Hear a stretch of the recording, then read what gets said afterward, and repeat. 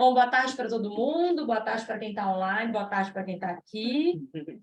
Sejam bem-vindos.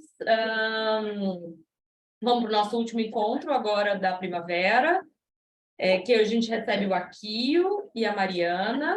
Eles vão se apresentar ao longo do dia, mas Mariana é pedagoga no Brasil, é psicopedagoga, era consultora educacional para o TLTL, e hoje é mestranda em educação, mestranda aqui na Universidade da Teachers College, em Colômbia. O Akio já era consultor educacional também no Brasil pelo TLTL, engenheiro de formação, quase em 2 semanas, oficialmente. Então, ele é um Master Candidate, também em tecnologia, Instructional Technology and Media, pela Universidade de Colômbia. Também quero aproveitar esse nosso encontro para agradecer a presença dos fundadores do Paulo Freire, que estão aqui presentes, mas, em especial, quem está voltando para o Brasil, que é a Renata Penalva, que está desde o início da nossa caminhada. Flavinha também faz parte dos que estão voltando agora, e uma grande homenagem para a gente. O El também vai formar e está voltando agora, ou não, a gente ainda não sabe, mas está entre os formandos. E a Amandinha também está entre os formandos. Renato é dos criadores, mas segue aqui ainda no doutorado, então vai ficar um tempo com a gente. E os nossos convidados especiais que vieram já fazem parte da iniciativa, Ramon e Tomás, que vieram nas outras. Vamos começar. Como é que eu vou abrir o... Eu não preciso abrir o microfone, né? Você não precisa abrir o microfone, eu acredito que todo mundo aqui. A gente está aqui, não. É porque eu decidi. Então, agora...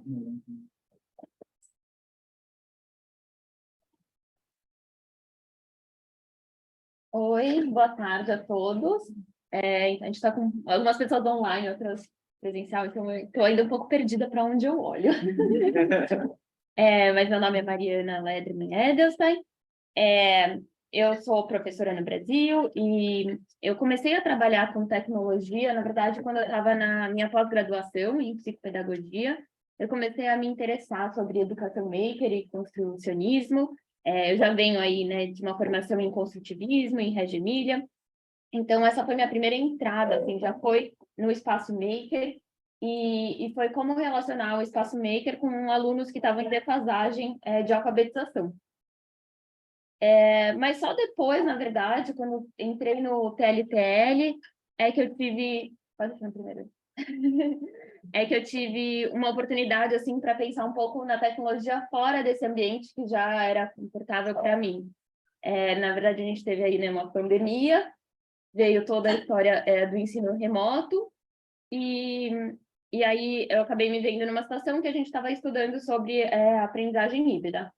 E aí, eu comecei, assim, esse meu estudo com esse livro, que é um livro que ele fala, né, de por que a tecnologia sozinha ela não vai resolver os problemas da educação. E eu achei bacana, talvez, tipo, estruturar, assim, a minha apresentação nele, porque é aquele livro, sabe, base, assim, que tem que ler, assim, eu realmente recomendo. Então, a gente, quando fala, né, de escolas, de faculdades, elas são instituições, né, conservadoras, elas preparam as pessoas para o futuro, mas elas estão sempre, né, se relacionando e conectando elas com os conhecimentos e a sabedoria do passado. E a gente tem o costume, né, os instrutores, de ensinar da forma que eles foram ensinados. E aí já vem o primeiro ponto de atenção, que a gente viu uma revolução tecnológica, né, acontecendo, por exemplo, nos bancos, né? Ninguém vai mais no banco, você faz tudo do aplicativo do celular. A gente viu uma revolução acontecendo na parte do comércio, com e-commerce, mas nas escolas, quando a gente teve, vamos dizer assim, essa expectativa de que isso ia acontecer, veio a pandemia e mostrou para a gente que não é bem assim. Então, né, logo no início da pandemia, né, em 2020, teve um primeiro artigo onde a Dália Bazaz, ela já escreve, né, sobre um pai que ele lamentava que o filho dele não conseguia, né, participar das aulas remotas sem a ajuda dele.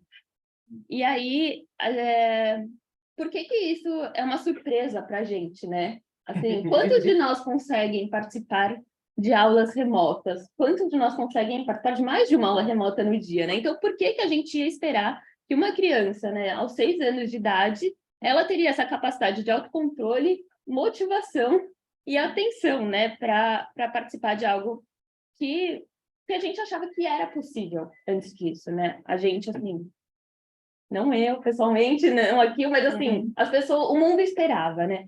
E aí a gente percebe que a escola, né, ela vai muito além do ensino do conteúdo, né? A gente precisa do contato direto, o ser humano precisa disso, né? A gente precisa da presença humana, né? A escola é isso, ela é um lugar de abrigo, ela é um lugar de nutrição, de amizade, de serviço social, e a gente precisa reconhecer a importância desse sistema. E aí vem essa questão que, assim, que a tecnologia, né, ela vai ser tão forte quanto a comunidade em que ela está inserida, né? O uso que se faz dela. Então, eu vou falar um pouquinho, assim, quando a gente pensa em aprendizagem, né, usando tecnologia em larga escala, a gente tem 3 categorias que a gente costuma colocar, né, que é a aprendizagem guiada por instrutor, que eu não sei quantos de vocês já tiveram a oportunidade de usar, por exemplo, o Coursera, o edX, o Khan Academy. A gente tem aquela que é guiada por algoritmo, então, por exemplo, o Duolingo, e a gente tem aquela que é orientada por pares. E aqui tem um exemplo dessas pulseirinhas, mas tem também o Scratch, ele cabe aí, que é uma plataforma de programação para criança. Então, vou falar um pouquinho de cada um deles. Quando a gente fala dos MOOCs, que eles caem nessa primeira categoria, da guiada para instrutor, a gente está falando desses cursos online, abertos, né, massivos. Eles começaram porque as universidades, as Ivy League, estavam competindo por número de alunos inscritos. E aí elas faziam uma previsão, né, que em 2019, metade dos cursos do Ensino Fundamental 2 e do Ensino Médio seriam substituídos por cursos online. Isso era incrível, porque seria muito mais barato, 1/3 ou até de graça. Você ofereceria cursos muito melhores, porque, enfim, você aprenderia física com um professor de Harvard, você aprenderia matemática com o professor do MIT, você ia acessar lugares remotos do mundo, afinal, todo mundo tem computador e internet, e você ia ajudar as pessoas aí a expandirem suas carreiras, suas redes de contatos e tal. E aí, logo em 2003, o Sebastian Thrun, que ele era o CEO da Siri, que é uma dessas plataformas, ele falou: nós não educamos pessoas como queríamos, pelo menos não como ele queria, nós temos um péssimo produto. E por que ele fala isso, né? Porque começaram a sair as pesquisas que apenas 5% das pessoas que se inscrevem para esses cursos concluem eles. E por que isso acontece, né? Isso acontece porque você precisa ter um nível de autogerenciamento do seu aprendizado muito alto. E quem são essas pessoas que têm? São normalmente pessoas que elas já vêm de graduações, então não é o aluno do Fundamental 2, não é o aluno do ensino médio, não é o aluno da graduação comum, né? É um aluno já de mestrado. E você precisa estar financeiramente estável. Também foi algo que eles descobriram, né? Então, assim, no fim a gente acabou tendo novas tecnologias, mas a mesma pedagogia. É uma pedagogia instrucionista, mas ela está mais arrumadinha aí. Nós que temos acesso à internet podemos realmente acessar elas, mas ela não estava realmente fazendo uma transformação.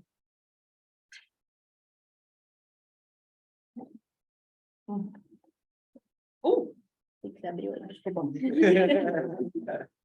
Abriu. É que eu fui aceitar uma pessoa que no... Desculpa, gente, eu também.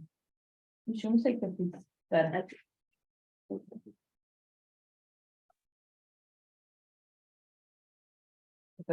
Olha só. E aí, o outro exemplo é o Khan Academy, que também ele foi fundado em 2008, ele também tinha essa previsão que os alunos iam aprender conteúdos base por eles mesmos, e o professor estaria aí livre para acompanhar os grupos.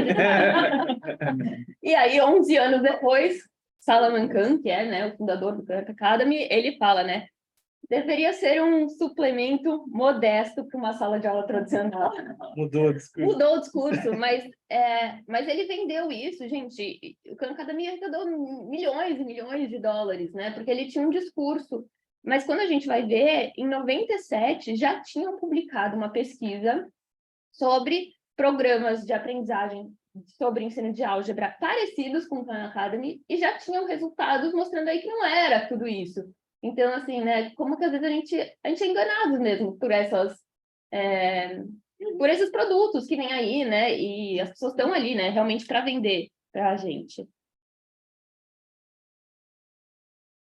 Quando a gente fala na outra, né, no segundo modelo, que é esse guiado por algoritmo, ele é aquele que, assim, a próxima sequência ela vai ser determinada pelo desempenho de uma ação anterior, né? Eles são normalmente usados para o início de matemática e leitura, apesar que os estudos já mostram que não é eficaz para leitura, mas a gente continua usando. E eles têm diversos fatores que acabam limitando o uso deles em escolas, como o custo da infraestrutura e a própria falta de evidência, né? Um exemplo deles é o Duolingo.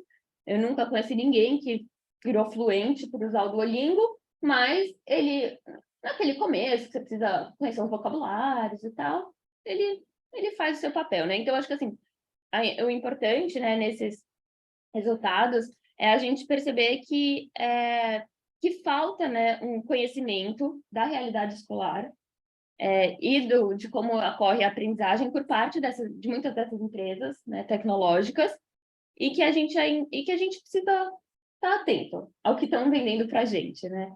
Então, é isso, né? As pesquisas mostram resultados úteis, mas eles não são transformadores, eles acessam pequenos nichos. E aí, por fim, vem o que talvez eu seja mais fã, eu e o Akio, que é a aprendizagem em escala orientada por pares. E aí, um exemplo que eu adoro é esse da pulseirinha, que ela chama Rainbow Loom, não sei quantos de vocês conhecem, já viram uma criança fazendo ela, mas as crianças muito cedo, assim, a partir dos 4, 5 anos, elas começam a criar essas pulseirinhas. E aí, quando isso foi lançado, todo mundo achou incrível, os pais, porque falou, de volta ao básico, na minha época a gente ficava fazendo pulseirinhas e tal, sai da tela.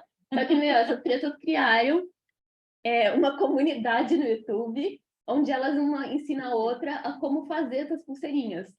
E aí a gente vê um uso da tecnologia de uma forma bastante interessante, e é algo que aparece de uma forma parecida no Scratch, que é essa plataforma de programação, onde as crianças aprendem uma das outras, vendo, né, o que a outra produziu. Aqui eu até fez um estudo, né, sobre o assunto, Sim. que virou uma rede social delas, né? Elas realmente comunicam lá, elas conversam e tal. E aí vem essa ideia, né, de que o conhecimento ele existe nessas redes e não em instruções diretas, né? E a gente tem esse aprendizado situado. E aí eu falei de tudo isso para a gente falar um pouco desses dilemas que vêm quando a gente fala em aprendizado em larga escala. Então, eles são 4 deles que eu queria aqui, né, chamar a atenção. O primeiro chama-se a maldição familiar, que a gente vê normalmente novas tecnologias em modelos antigos, que é mais fácil a aceitação, né? A pessoa se sente mais tranquila.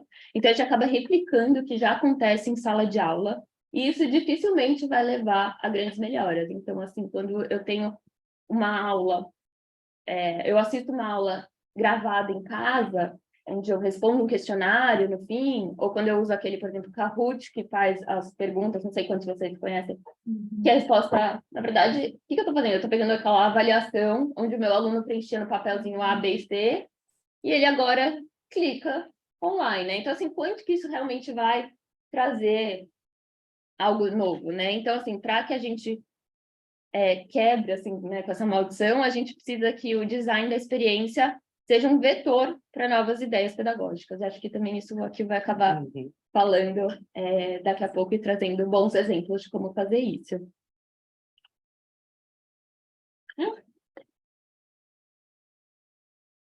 Falei que tem um imposto? Não, pode mais.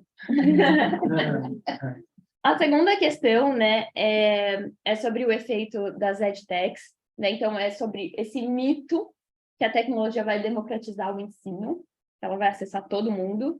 Na verdade, o que a gente vê é que as novas ferramentas, elas acabam favorecendo aqueles alunos que já são fluentes, e aí fica o desafio, né, que a gente tem uma elite norte-americana, europeia, das mesmas poucas pessoas que estão nessas mesmas universidades, decidindo o que que é educação e o que que uma pessoa de outra cultura deve aprender e de que forma, né? Então, é um desafio, né, criar experiências que sejam mais... que valorizem, né, essa diversidade, né? E aí a gente precisa também entender que essas experiências, elas não podem ser só para as crianças, elas precisam ser também para a comunidade que está em volta das crianças. A gente tem a questão da avaliação de rotina, então como que os computadores avaliam, aí a gente precisa entender, aí quando a gente está falando, né, que eles só podem avaliar o que eles são programados para fazer, né? Então eles não vão ter esse aspecto da criatividade, do pensamento crítico, da comunicação e da colaboração como a gente tem. Então até assim, ChatGPT está super em alta, ele faz muitas coisas, ele ajuda um monte, mas ele tem sua limitação porque ele é alimentado do que a gente entrega para ele, né? Então, assim, toda essa parte criativa e crítica, ela está em nós. E a gente também acaba tendo... é isso, né? Eles vão baseando as inferências deles em padrões, e aí a gente precisa também tomar muito cuidado com os preconceitos que são gerados e perpetuados por meio deles. E aí o último dilema seria relacionado aos dados.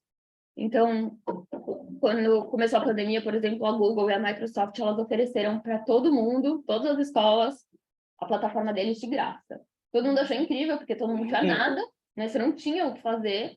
Mas, assim, eles estão coletando os dados e nada é de graça. Quando é de graça, você é o produto. Então, assim, são os dados dos nossos alunos, das nossas crianças, que estão sendo armazenadas e virando produtos para eles. Então, a gente precisa tomar muito cuidado com essa questão da privacidade do aluno.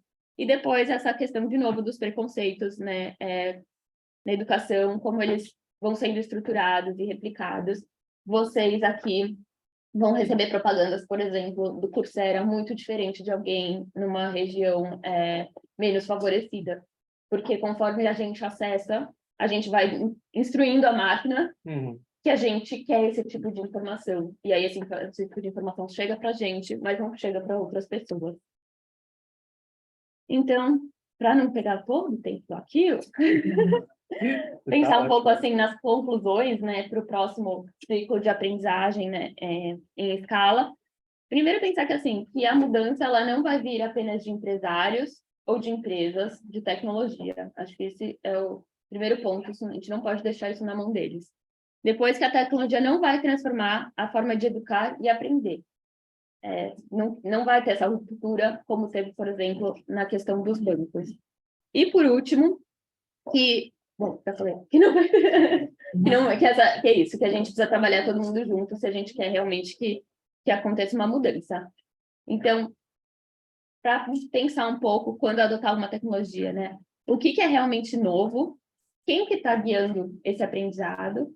Qual que é a teoria, né, pedagógica que está por trás? E quais são as tecnologias existentes que essa ferramenta adota? Então, a gente tem que saber sobre a teoria pedagógica por trás. Senão a gente vai acabar adotando coisas porque alguém do outro lado nos vende. Eles são muito bons em vender. Eles te convencem. Se você não conhece, você compra. Você compra a ideia. E é muito fácil isso acontecer. Então, era um pouco isso que eu queria falar. Eu queria deixar 3 recomendações. A primeira é esse livro, que ele realmente é muito bom para quem quiser começar a entender sobre o assunto, do Justin Reich. Ele chama Failure to Disrupt. Um outro livro é esse Algoritmos de Destruição em Massa, que aí ele traz um pouco, né, essa ideia de como o Big Data ele acaba aumentando os preconceitos e ele é uma ameaça para a democracia. E, por último, eu queria deixar um relatório do laboratório, que eu fui uma das autoras junto com o Renato, sobre aprendizagem híbrida, e aí é mais voltado para o Brasil, mas uma indagação aí sobre tudo que a gente precisa estar pensando quando a gente quer misturar o presencial e o remoto com crianças tão pequenas, às vezes. Era isso. Obrigada.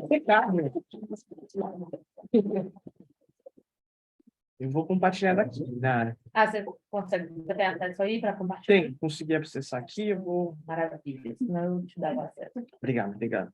Só pedir, pessoal que está assistindo, estou vendo que a Bianca apareceu, Renata, a Márcia, estão por aí online só para ver se estão ouvindo direitinho. Obrigado, Mariana. Impecável no tempo. Mas Esforcei. a gente tentou fazer esse bate-bola de trazer... Aqui não. Ah, não, esse é do Abriu- computador daqui. Né? Ah, tá. Aí Mas tá daqui pra trazendo... gente não. É um Aqui não aviso tá. do computador, É o Windows. mas obrigado. Ele deve falar mal de tecnologia. Ele decidiu. Tá tomando conta aí. Bom, então, acho que... Ah, legal. Bianca deu um feedback que tá tudo certo. Obrigado, Bianca. Bom, eu vou a gente combinou essa fala aqui, né, Mariana e eu, para a gente tentar trazer tanto essa parte, uma visão teórica, trazendo algumas coisas e uns exemplos, mas uns exemplos práticos também, né? Então, a minha fala, eu vou também aqui citar colegas, também Nara,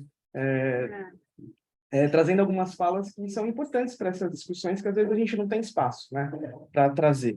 Então, acho que a primeira mensagem que, assim, né, essa questão de tecnologia, a gente fica falando de tecnologia em educação, mas de verdade a tecnologia ela já está permeada em tudo, né? A gente não tem mais como falar de um mundo em que não existe a tecnologia. Então, já não existe mais isso de a gente tentar parar a tecnologia, ela já atropelou a gente, voltou de novo e atropelou de novo. Então, assim, trazer essa fala é importante de que o letramento digital, né, para os alunos, para as escolas, é uma ferramenta de cidadania, né? Você não consegue participar de nada na vida cidadã se você não tem acesso. E acesso não é só ter o celular ou só ter o computador, é ter a conexão também, mas também ter as habilidades para usar isso da forma correta, né? Então, o que a gente vê, né, no dia a dia, em todo o tempo, assim, é a gente tendo essa briga de que vai ter a tecnologia. Não, ela já está permeando muito. Eu trouxe aqui só os resultados de uma pesquisa que a gente fez para uma disciplina, que a Mari já comentou, sobre como que a gente tem esse fator social hoje de como os seres humanos transformam a tecnologia também, como usuários em si. Então, o Scratch é uma ferramenta de programação que tem um espaço para chat para você poder interagir com o criador lá da programação. Eu fiz análise de alguns projetos e aí comecei a ver algumas questões sociais que essa ferramenta acabou virando a mídia social das crianças. Então, aqui tem um comportamento de uma menina que ela entra em todos os projetos mais populares para fazer propaganda dos projetos da irmãzinha dela, porque ela quer promover o projeto da irmãzinha dela para ela ficar feliz e tudo mais. E essa coisa da popularidade no Scratch dos projetos é uma coisa das crianças, assim como a gente tinha coisa, sei lá, quem é popular no esporte, na música, no ambiente real, isso acontece no virtual também. E comportamentos também que a gente quer, como educadores, evitar, né? Então, um outro exemplo aqui de um cyberbullying que aconteceu, né? Então, um dos projetos, um usuário falando, nossa, estou denunciando fulano de tal lá, eu fico fazendo propaganda do outro fulano para tentar ver se alguém denuncia ele e bane ele da plataforma, né? Então, é muito assim, não tem como você largar a tecnologia, ainda mais no ambiente escolar, sozinho, que ela vai dar conta de tudo. Tem uma série de problemas sociais que acontecem por conta desse novo meio de expressão de relacionamento. Mas também coisas muito legais, por exemplo, com a própria regulação da comunidade. Então, um dos usuários lá repreendendo um comportamento homofóbico, né, acontecendo lá no chat. Mas é isso, a gente tem que pensar a ferramenta no seu lugar apropriado, né? A gente não quer a ferramenta programando as crianças, a gente não quer a ferramenta, o computador programando as crianças, a gente quer oferecer o computador como uma ferramenta para a criança poder se expressar mais, poder ter acesso a mais potencialidades, né? Que nem nossa amiga Andréia falou em vários dos seminários que a gente teve por aqui. A gente aprende por comunidade, a gente aprende se relacionando, né? Então, a ideia aqui, na verdade, não é você ser programado pelo computador por um curso pronto, né? A gente tem essa necessidade como... Então, é uma visão diferente né? Todas as visões que a gente vem, eu venho da tecnologia, por incrível que pareça. Eu não sei no início, engenheiro de formação. E aí, a minha formação em engenharia, tem uma amiga minha que eu fiz mestrado na mesma época que ela trabalhava com a questão de Big Data, bem no comecinho, então a gente estava falando de processamento de dados, não sei o quê. Ela sempre apresentava assim, o profissional que trabalha com Big Data é um unicórnio, porque tem que ter habilidade em estatística, em computação, em matemática. Aí eu acho que o profissional de educação perfeito, a gente não consegue nem imaginar. Unicórnio, a gente tem uma visão do unicórnio. Mas profissional perfeito de educação não existe, porque a gente precisa de uma comunidade, né? Como que a Mari trouxe. Não é uma pessoa que vai... Como assim? Gente, essa sala é o quê? Não é uma pessoa, né? Você falar, puxa, se eu der uma formação perfeita para o profissional que está lá na ponta, as professoras, né? Porque a maioria que está na chão de escola é professora. Não existe professora perfeita. A gente precisa estimular. E o que está acontecendo cada vez mais é a gente tentando isolar. Quem que é a professora que tem melhor desempenho? E você vai lá e exalta. Mas não é isso, é a comunidade que constrói, né?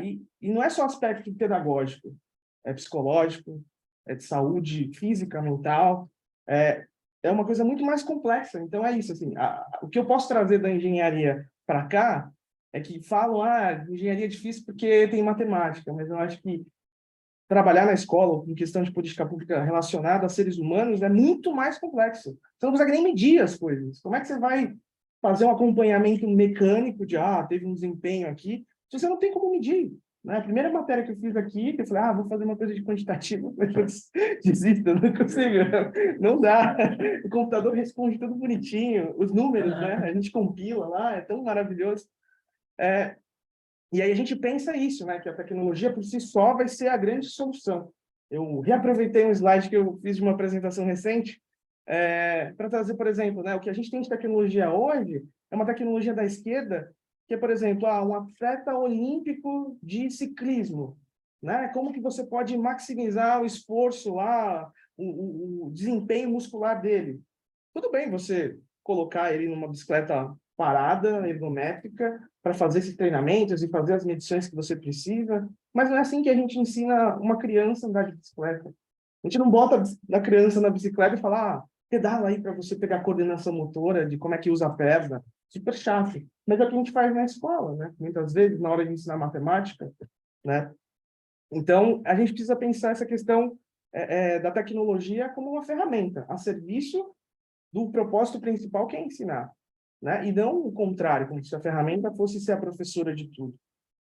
E aí tem esse papo desde sempre, acho que ainda continua, de disrupção, né? A Mari comentou sobre isso e a expectativa que se tinha. Poxa, o computador revolucionou o banco, revolucionou cadeia logística, por que isso não acontece na escola? Né? A gente enfiou o computador lá. Primeira tentativa, os computadores ficaram aprisionados e foi um baita investimento de milhões que ficava trancado numa sala porque ninguém sabia usar. O professor que tinha esse recurso tinha medo de estragar, né? Aí depois veio uma outra geração de, não, então a gente precisa... Então, a gente está repetindo erro o tempo todo, né? Os mesmos erros que a gente tem quando chegou, sei lá, o rádio, a gente vai poder distribuir conhecimento de graça. Isso não revolucionou a educação. A televisão, o Telecurso 2000 vai revolucionar. Chega esse conteúdo, mas ainda não é o bastante. A internet é recente, vai revolucionar.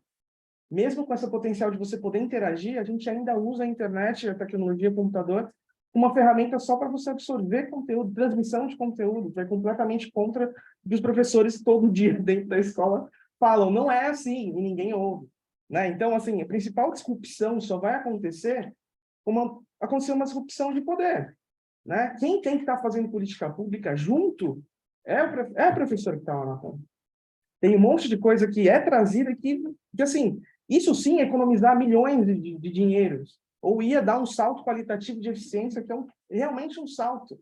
E não você pensar sempre de uma lógica que funciona muito bem numa fábrica, funciona muito bem num banco, funciona numa cadeia logística que é tudo mecânico. Mas quando a gente coloca pessoas nessa equação, o negócio explode de complexidade. A gente não consegue fazer. Está além da nossa capacidade. Então, eu trouxe aqui uma fala da Inara, né? Então, assim, como que você faz disrupção na prática? Como que você faz disrupção trazendo uma professora na mesa de conversa de política pública. Né? Tá faltando dinheiro? Imagina que assim, a gente, quase todo mundo aqui concorda, fala, poxa, né, o salário dos professores não é legal, apesar de ter crescido não sei quantos por cento, mas esse dinheiro está comprometido. Agora, imagina se você tem um sistema que, por exemplo, na Fala Linar ela trouxe o quanto custa uma professora afastada por saúde mental. E se o nosso sistema causa essa doença, a gente está enxugando gelo, né? Então, quantos professores a gente tem que pagar tratamento que está afastado, sendo que o sistema está organizado de uma forma em que a gente está docendo os nossos professores, né? Então, essa é a disrupção, né? Não é você comprar um computador que vai transmitir conhecimento de graça, porque já aconteceu com a TV, já aconteceu com o rádio, telegrama, diversas outras formas, né? Mas essa conta que precisa ser feita, olhando pelo ponto de vista do ser humano mesmo, né?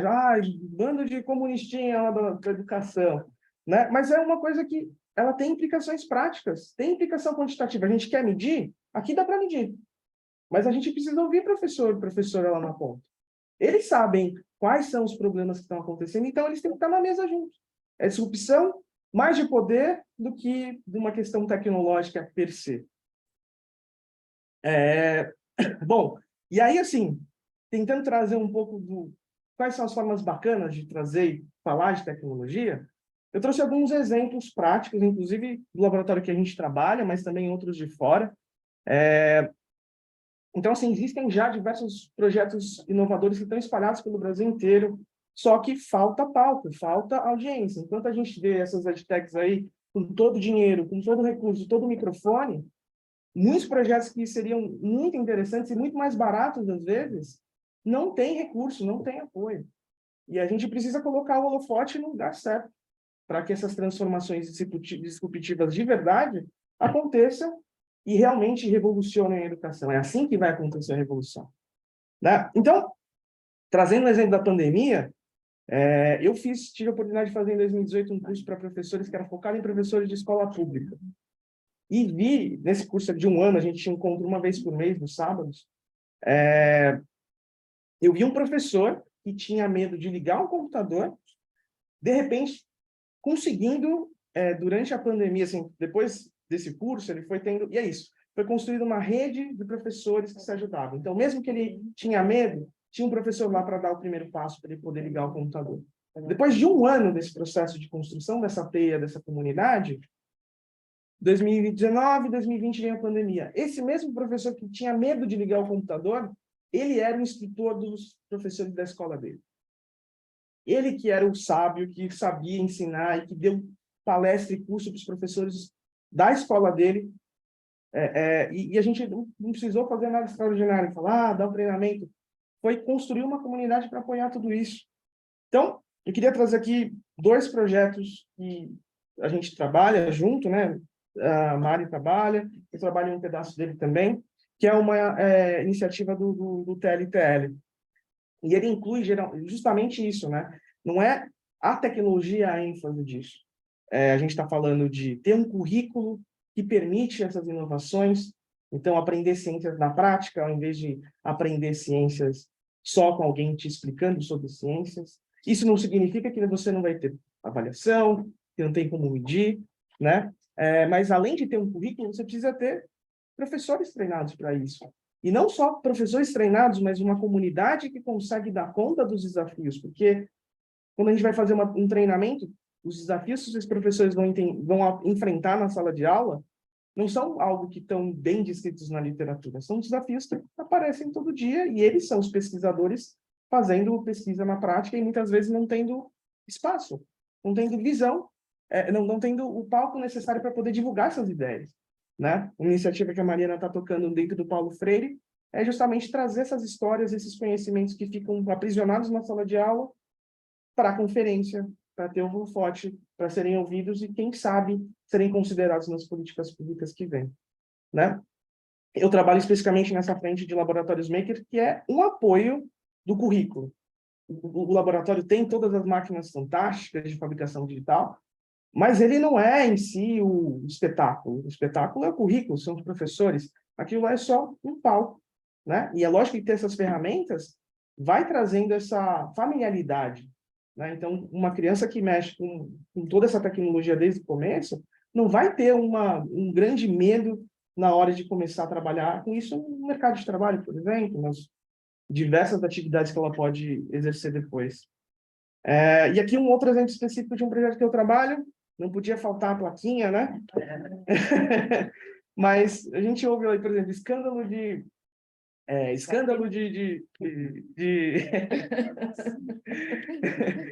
de corrupção na compra de kit de robótica, né? E a gente tem uma tecnologia brasileira, né, que custa muito baixa, 10 vezes menos do que os kits da Lego, por exemplo, que não estão nas escolas.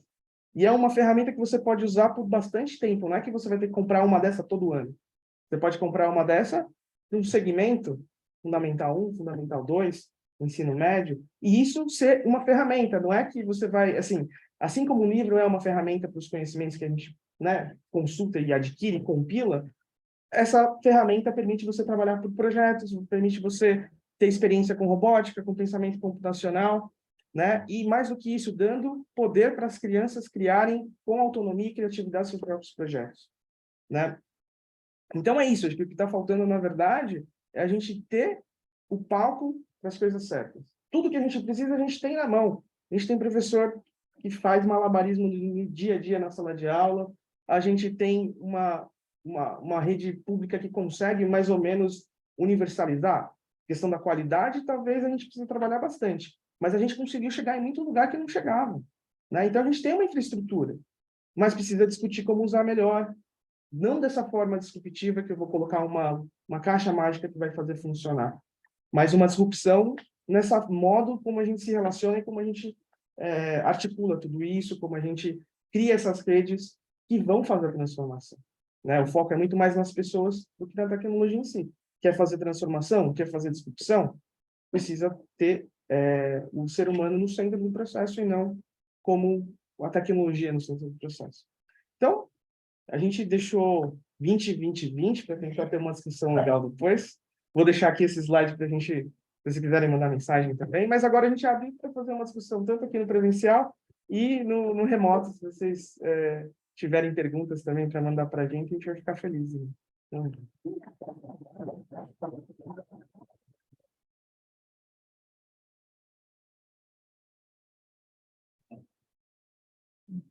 Eu não tenho que falar alguma coisa? Não sei se você está limpo. Eu dou um perguntas. Eu quero falar uma coisa, assim, mais uma ignorância minha, assim, mas eu acho que tem muito esse debate de espaço maker, e eu acho que, por exemplo, eu só comecei a escutar isso quando eu fui de Mato Grosso para São Paulo, assim, mas Mato Grosso em si, imagina, nunca, nem nas escolas de elite que estudam a elite latifundiária do Mato Grosso, a gente não debate espaço maker, assim, né? Pensando nas minhas colegas pedagogas, as poucas que conseguiram trabalhar nessas escolas. E aí, não sei, assim, queria um pouco entender, vocês que estão bem dentro dessa discussão, como é que isso surgiu, e eu vejo que tem muita, né, quando eu cheguei aqui e conheci o debate do construcionismo, fui entendendo um pouco por onde vai andando no sentido epistemológico, mas não sei, assim, acho que talvez vocês possam falar um pouquinho mais sobre isso, assim, me ajudar um pouco a situar como é que está isso numa dimensão macropolítica, e como é que isso vai se produzindo dentro da academia também, e vai para fora das escolas a partir dessa síntese. Caramba! É muito... Mas assim, não sei se eu vou... bem assim, né? Acho que, eu não sei, Tá... eu não sei se eu vou conseguir te responder, né? Porque é uma pergunta bem complexa. Eu acho que, como você falou, né? A gente tem duas coisas aí, né? Que é o construcionismo e a educação maker. Elas não são sinônimos, né? O construcionismo, você tem toda aí a teoria, né? De Papert, que você... de toda uma forma de como você aprende, que envolve o mão na massa.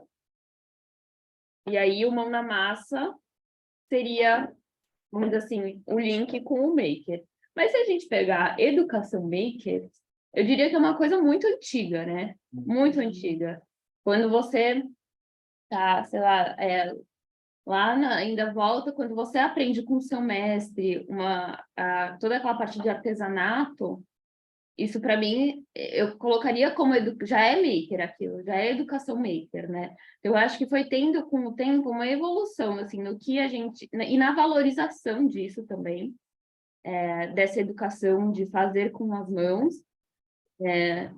Então, assim, eu não vejo que isso é algo novo, eu vejo como algo muito antigo que foi se readequando, assim, se foi mudando, assim, de roupa, e agora está com uma roupa mais tecnológica, né? Assim, com essa tecnologia digital, né? Porque a tecnologia sempre existiu. Mas até o professor Paulo Blixen, ele tem toda uma pesquisa que é no cultural making, né? Que aí ele se volta a olhar para esse making realmente mais regional, assim, que não se passa dentro desse laboratório, mas se passa nas relações pessoais que você tem.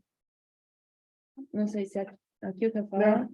Acho que, bom, esse autor, né, o Papert, ele fala muito do uso do computador, né, como uma ferramenta importante nesse processo. E aí muita gente distorceu e falou, não, é porque precisa do computador, e aí levaram para esse discurso de que computador é a bala de prata que vai salvar tudo. Mas o que ele falava em relação ao computador é que, assim, a gente aprende de forma diferente, né? Então, tem gente que aprende melhor construindo coisas, tem gente que aprende melhor se expressando de forma artística e depois refletindo sobre aquilo que está construindo, né?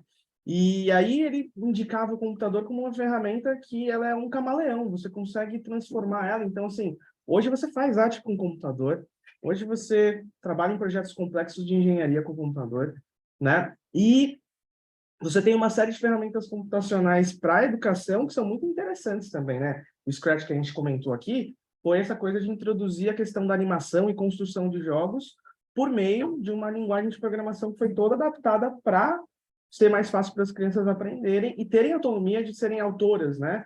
Dos seus próprios projetos. Então, é esse... Crianças de 8 a 80 anos. Tem o Lego, né? Que fala que até no 99 é muita coisa. É isso mesmo, mas é isso, assim, né? A questão do construcionismo não é que ela também é uma teoria que é uma bala de prata. Tem coisa que o construcionismo funciona muito bem. Mas acho que uma coisa que é positiva do construcionismo é tentar, tipo, trazer essa coisa de, tipo, de dar poder para as crianças serem protagonistas da sua própria aprendizagem, né? Não somente o computador como uma ferramenta, mas uma ferramenta que potencializa muitas coisas que poderiam ser muito maiores, muito mais... umas soluções mais completas do que, sei lá, a gente tem uma ferramenta mais básica que não permite tudo isso. Renato, você ia... Não, acho que a Flávia está eu só quero comentar da André, é um debate muito relevante e vivo, assim, do campo. Tipo, o que é, de fato, como o Mário trouxe, né, de que a educação meio, ou a educação que é meio pós-mão e tal, é o que existe há muito tempo e tal. E hoje em dia a epistemologia do Oriente, assim, né, meio do tipo, se tornou mainstream, do branco, ocidental, americana, do Vale do Silício, e ela foi meio que de lá se espalhando para outros lugares, né? Existe um debate muito forte, assim, tipo, tem um pouco dessa linha que a Mari falou do cultural making, que é, tipo, o que conta como maker, o que é preciso para ser considerado maker. E os saberes e fazeres tradicionais são ou não? Ah, sim. Então, tipo, pois é. Então, acho que só não vou tomar muito, não, só para, tipo, se você quiser falar mais sobre isso, acho que é um campo que dá para uma discussão que dá para assistir bastante, assim, mas ela é viva, está acontecendo lá. Interessante. Né? E é legal, interessante pensar essa perspectiva, porque às vezes eu acho que, eu não sei, assim, né, mas eu não é que eu tenha necessariamente conhecido como é que são esses nichos de espaço maker, mas a impressão que dá é que são espaços mais tecnologizados, aí tem essa coisa das louças digitais, aquele aparelhamento bem caro, assim, que vão servindo um pouco de propaganda como bem isso, assim, né? A gente vai garantir que o seu filho fique na elite e promover um pouco essa ideia de uma dominação econômica a partir da tecnologia, de acesso a esses conhecimentos altamente especializados, né? E aí eu fico pensando nisso, assim, né? Como é que, sei lá, acho... para mim foi uma surpresa imaginar que tinha alguém pensando em ensinar crianças a programar. E aí eu, puxa, que loucura, né? Assim, que surpreendente, assim, né? Quando a maior parte da população mundial adulta não domina esses saberes. Então, enfim, fiquei instigada, né, com pensar o que está aí em jogo. Mas é interessante pensar por essa perspectiva de que maker pode ser uma dimensão de artesania, e aí os povos tradicionais também. É só um outro jeito de chamar, na verdade, o que está aí. Até porque é uma palavra em inglês. Eu acho, e tem um, Quero fazer. Fazedor. tem um texto. Chegou na hora certa. Também outra ponta para ligar. Gente, eu esqueci, eu tô cansada. Eu tava muito habituada a Cuba agora. Como você vê? Na hora. Vem para a mesa também. Ah, mas muito massa. Não, eu ia só falar, mas acho que a gente pode continuar depois, até a Lu pode falar mais do assunto, mas o Paulo tem um texto bastante interessante sobre isso, onde ele discute realmente também, assim, esse fazer com as mãos, né, assim, tradicional, assim, que você passa o quanto eles são realmente emancipadores, ou não, é uma coisa que você tem que fazer para sua sobrevivência, você tem que fazer porque sempre foi feito assim, então... Também esse aspecto, assim, de se há um pensamento crítico junto a ele, ou é uma coisa que é imposta e que você tem que fazer e pronto, né? Eu queria complementar um pouquinho também, que essa coisa de você também, é um preconceito que acontece bastante, né? Aula de maker é só a gente ficar lá fazendo, é divertido pra caramba, e é muito bacana, mas não é só isso, né? Acho que é importante a gente trazer essa questão também, que é uma das coisas que se quer com essa coisa de aprender, fazendo, construindo, é a reflexão que acontece depois, né? E essa é uma das partes mais importantes. Não significa que, tipo, porque tem que ser divertido e tem que ser fácil. Mas uma coisa que a gente trabalha muito lá no laboratório, nas aulas que a gente está tendo, é que, assim, quando a gente coloca uma coisa que é interessante o suficiente para que uma criança tenha poder para poder ter autonomia para fazer, ela vai gastar horas lá e vai ficar determinada, dedicada e resolver coisa complexa, né? Mas você precisa adaptar isso para uma, né, para uma... Vygotsky, aí a zona de...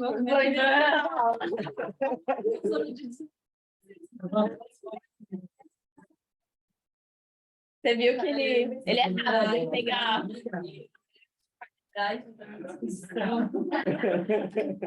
Aqui, gente, está com o livro de Vygotsky já leu. Graças a André. Utilizamos um. Mas é legal pensar no estudo do Paulo, né? Que ele traz dentro da gente essa coisa da reflexão da praxis feriana, mais que esse contexto do maker também. É uma... Enfim, para mim interessante o debate. Mas a mãe também. Eu primeiro queria agradecer, porque foi muito interessante, eu amei as falas, acho que as palestras, a minha frente foi com aquela sensação de, tipo, rir demais, que as pessoas estão, sei lá, pensando, discutindo, falando isso. Mas eu queria falar, eu fiquei pensando só, não sei se tem a ver, vocês me parecem, mas por exemplo, essa coisa, né, do fazer aí, do cultural, tem que foi super um século, enfim, vai fazer com as mãos, e aí agora esse movimento, por exemplo, da digitalização, o computador, tipo, essa aprendizagem no computador, eu fiquei com vontade também de saber um pouco mais, tipo, como tornar essa aprendizagem que hoje é mais mediada pelo computador, internet, tudo isso que a gente aprende nessa aula online, curso virtual, coisas assim, como, não sei, tem algum lugar aí que elas se entendem como, não sei se faz sentido. Sim. Bom, eu começo? Agora você. Tá bom, eu começo. Não, é que assim, a gente fala dessa questão do letramento e tudo mais, mas isso não significa... tem uma discussão que está acontecendo bastante aqui, que é a questão de... A gente quer que as crianças estejam nessas telas o tempo todo. Tem escola que tem um limite, tipo assim, ó, até 10, 11, 12 anos, não tem tela. Vai aprender fazendo no real, com um caderno e tudo mais. E é lógico, você não pode privar a criança de ter essa experiência também, porque isso é o mundo que a gente vive hoje. Ela tem acesso em casa. Mas vamos ter um espaço protegido, reservado, em que você vai aprender sobre diversas coisas do mundo, sem ser numa tela? Né? Então, existe, por exemplo, pensamento computacional, né, que é uma habilidade que hoje, né, Também estamos construindo um currículo de pensamento computacional lá para Sobral agora.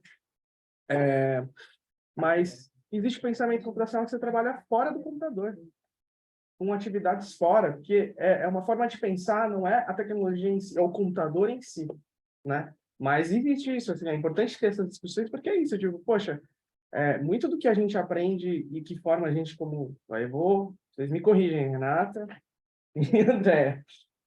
Mas existe uma parte do aprendizado que a gente tem que aprender com o corpo, que a gente precisa lá comer terra, né?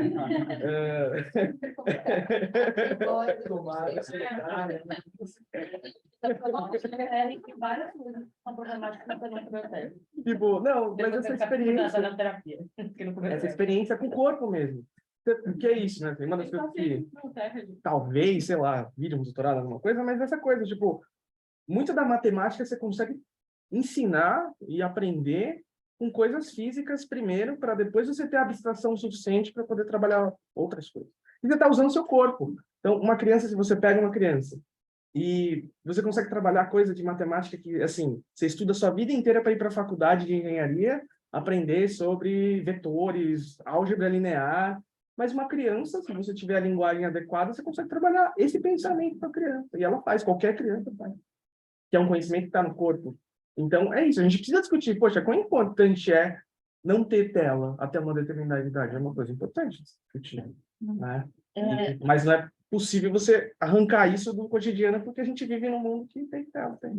Desculpa. Não, eu acho que complementando aqui, eu acho que o Papert, né, que enfim, o pai do constitucionalismo, ele tem uma frase bem emblemática que, assim, que o computador ele não deve programar a criança. A criança é quem deve programar o computador. Então, acho que sempre quando a gente tem essa escolha de usar algo digital, mas eu acho que deveria ser uma escolha para além disso também, é sempre a gente colocar a criança nesse lugar onde ela está criando algo, onde ela está produzindo algo, e não onde ela está meramente recebendo, né? Porque a gente já sabe que é muito mais interessante a criança estar nesse lugar, né? Ativo, crítico, e colaborativo do que nessa osmose que seria, né, de estar ali assistindo e recebendo. E aí eu acho que é um desafio quando a gente pensa em usar ferramentas ou até no ensino remoto, né, como que a gente consegue sustentar essas investigações, como que a gente consegue fazer com que esse ambiente não seja meramente passivo. Fiquei pensando nisso na pandemia. É isso na trouxe, tipo, a gente só digitalizou as coisas, mas é um modelo ainda muito tradicional. Você assiste uma videoaula, faz um teste, vai escrever alguma coisa, um papel pronto. E assim, isso não funciona para nós, que somos adultos e que, né, todos aqui temos uma graduação, estamos numa pós-graduação. Por que isso vai, aquela entrevista lá do começo, assim, por que isso, a gente achou que isso ia funcionar com uma criança de 6 anos, né, assim. Mas o mundo acabou construindo uma cultura onde a gente estava imaginando que isso ia dar conta, né. E acho que, assim, quando você está numa pandemia, também, né, momentos emergenciais requerem medidas emergenciais. Se é o que a gente tem, é o melhor que a gente tem para oferecer, mas a gente também precisa pensar medidas que em caso da escola não poder ser presencial, que a gente consiga trazer algo um pouco melhor, né, dessas crianças, né? O que a gente acha aceitável ou não. Uma coisa que eu gosto muito que o Paulo fala tipo, você... Porque eu também tinha um incômodo, né? Também trabalhava no SUS, ia visitar escolas públicas e ficava muito incomodada quando via, tipo, certas fundações falando da importância do computador, e eu falava, eu queria que tivesse papel higiênico na minha unidade, primeiro, sabe? Ou luz, ou internet, eu não tenho nem internet, unidade de saúde, tipo, vou estar falando, eu ficava muito incomodada, assim. E aí, tipo, vendo o Paulo, eu acho que eu tirei um pouco da raiva, até que eu tinha, assim, um preconceito na raiva, que era, tipo, tá, quem é privilegiado tem esse lugar existe um abismo digital, em que uma população tem acesso a isso, outra população não tem. Essa população tem acesso, vai se dar muito bem, né? Também por isso, não só, mas também. Então, tem um abismo digital que a gente tem que address, assim como tem também de alfabetização, né? Tipo, ele faz parte hoje em dia. E aí eu gosto muito, tipo, eu fico, tá, mas quando que você coloca o computador e quando não? E aí eu falo, né, pra mim, uma vez, assim, do tipo, quando o computador for bom, para aquilo que você tem que ensinar. E é tão simples, né? É tipo, é quando for bom. Então, tá bom, eu não consigo mostrar que é a gravidade na Lua, mas talvez um programinha faça você botar um bonequinho e você faz ele pular, e aí você vê a gravidade da Terra, na Lua e Saturno. Saturno é de gás, então não sei como não ia pular. Não é como se- Não sei, mas aí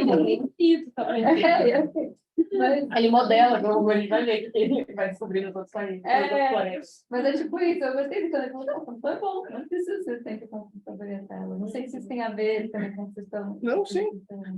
Uma das coisas que a gente pode fazer com o computador, por exemplo, é queimar um circuito quando você está aprendendo a fazer o circuito, né? Você não vai explodir uma rede elétrica de uma cidade para fazer um teste, mas você pode fazer isso no computador, né? Num ambiente seguro para as pessoas. Opa! Tem uma pergunta da Bianca. Internautas.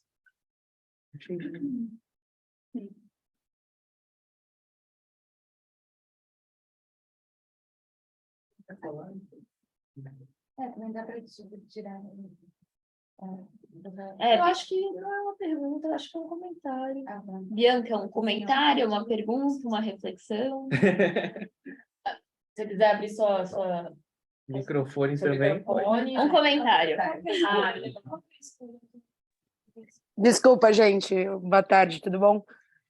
Não foi um comentário só, mas acho que ressaltando mesmo. Não sei se vocês conseguiram ler o comentário ou não. Sim. Mas qual que é isso? Acho que ressaltando que quando a Mariana falou dessa escolha das tecnologias com esse olhar atento do educador, não necessariamente está explicitado qual é a proposta por trás, né? Então, também, mesmo bons educadores, mesmo com um olhar atento, as tecnologias também não explicitam isso. Então, como que a gente lida com essas escolhas também, sem que isso esteja explicitado, né? É um comentário meio pergunta, talvez, mas só se vocês quiserem comentar, mas foi só uma coisa que me chamou a atenção na fala da Mariana. Obrigada, gente. Obrigada. Normalmente elas não estão explicitadas, mesmo porque se eu chegar aqui e tentar te vender um produto onde na minha fala eu já vou contar as limitações dele, dificilmente você vai comprar. Acho que faz um pouco parte do mestrado, tanto meu quanto do Akio, que é entender, poder fazer essa ponte e poder compreender o que está por trás.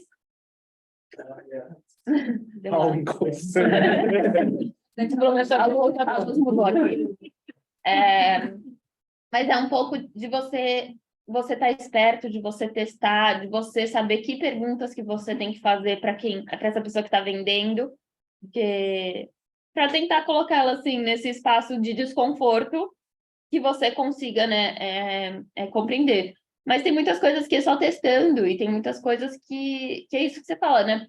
Em vez de adotar para a rede inteira de ensino, vamos fazer o piloto, né? Vamos ver se realmente os resultados prometidos eles se realizam, né? Mas eu te entendo, né? A Bianca, como eu, ela é pedagoga e a gente enfrenta essa dificuldade de muitas vezes. Muitas vezes você está numa escola onde a escola comprou o produto, né? E você tem que usar o produto. E aí, como que você faz esse manejo entre descobrir que o produto é ruim e convencer a escola de que não foi uma compra acertada, que é muito difícil também, né? A escola investiu naquilo e a escola prometeu para os pais que na escola dele eles iam usar esse produto e ia ser incrível, né? Professora de fora da discussão de novo, né? Na hora de... O professor não é envolvido na hora de comprar. Numa escola particular até tem um pedagogo aí envolvido, mas às vezes não é um pedagogo que entende disso, de tecnologia, né? Eu tô querendo falar mais, mas daqui a pouco de orientação. Bom, oficialmente nosso tempo acabou. Eu quero agradecer novamente a presença, a fala do Akio e da Mariana hoje aqui. Pessoalmente, eu me sinto muito acolhida em ter vocês falando. E principalmente a gente fazer essa discussão de espaço de poder, que eu acho que foi por isso que essa iniciativa nasceu, como uma tentativa de estudantes brasileiros que estão da área de educação, de não só prestar uma homenagem ao Paulo Freire dentro de um espaço de poder tão grande quanto é a Universidade de Colômbia, né? De garantir espaço de fala para quem estuda educação falar sobre educação, discutir educação e promover eventos sobre educação. Muitas vezes não é a gente que está nessa liderança. Então, eu queria agradecer enormemente. Nessa mesma toada, para o próximo semestre, a gente vai organizar nosso seminário, que é um seminário maior, que a gente acaba trazendo gente do Brasil para poder fazer uma fala que faz sentido para o grupo que está estudando isso, alguém que a gente não tem acesso tão rápido quanto a gente consegue se acessar aqui, né? Principalmente a cada 15 dias em Nova York. E também para convidar, a gente está repensando o trabalho que a Mariana lidera, que talvez seja um dos maiores impactos que a iniciativa já teve até hoje, que é apoiar professoras, principalmente pedagogas, a perceberem o que elas fazem dentro de sala de aula, estruturar isso num artigo acadêmico e conseguir publicar isso em conferências internacionais. É importante que se a gente quer apoiar espaços de poder, a gente precisa literalmente apoiar. Não dá para a gente achar que a pessoa que está lá com 1 milhão de alunos que às vezes não fala inglês ou não tem o nível de inglês desejado para um artigo e a forma de falar e comunicar também é diferente, que isso vai acontecer naturalmente sozinho. Então, a Mariana, ela promove com apoio de outras pessoas, mas essa coordenação para ajudar essas professoras. Mas uma das coisas que a gente percebeu é que, assim, a gente precisa de gente para efetivar isso.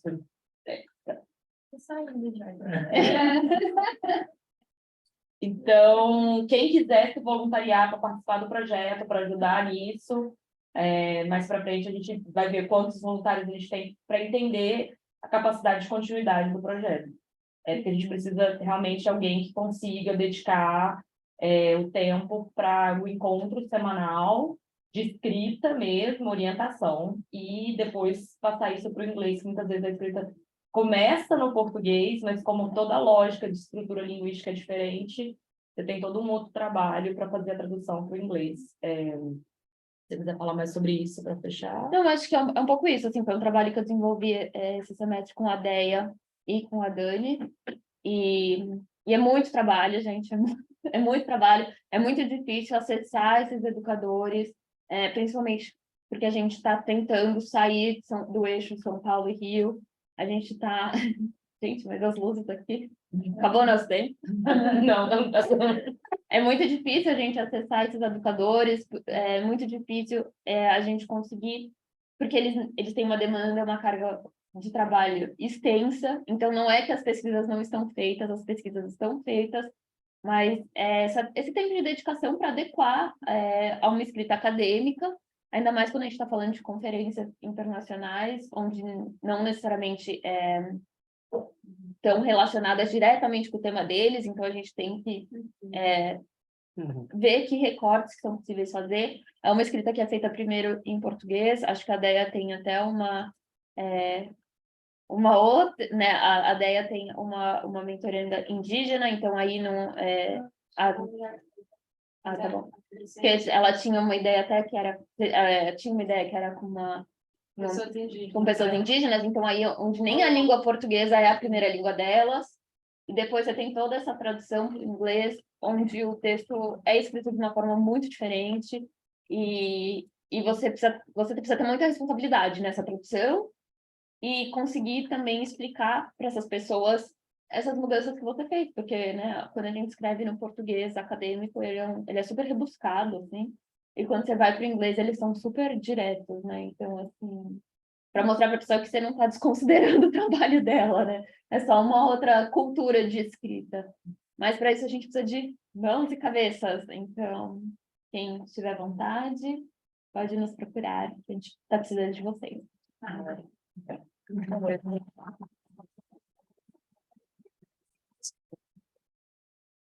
Tchau, quem tá online. Obrigada, pessoal. Valeu.